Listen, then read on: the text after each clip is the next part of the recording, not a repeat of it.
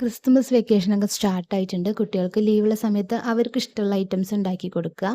അപ്പം ഇന്ന് എന്തായാലും മിന്നുക്കുട്ടീൻ്റെ ഫേവറേറ്റ് ആയിട്ടുള്ള കോംബോ ഗീ റൈസും ചിക്കൻ റോസ്റ്റും ഉണ്ടാക്കി കൊടുക്കാൻ വിചാരിച്ചു. ഇൻസ്റ്റയിൽ ഞാനൊരു റെസിപ്പി വീഡിയോ കണ്ടിട്ടുണ്ടായിരുന്നു. ഒരു തുള്ളി പോലും എണ്ണ ചേർക്കാതെ ചിക്കൻ റോസ്റ്റ് ഉണ്ടാക്കിയെടുക്കാനായിട്ട്. അപ്പോൾ അതുപോലെ തന്നെ ട്രൈ ചെയ്യാനായിട്ട് മസാലയൊക്കെ മാരിനേറ്റ് ചെയ്ത് ചിക്കൻ ഒരു 30 മിനിറ്റ് റെസ്റ്റ് ചെയ്യാനായിട്ട് സൈഡിലേക്ക് വെച്ചിട്ടുണ്ട്.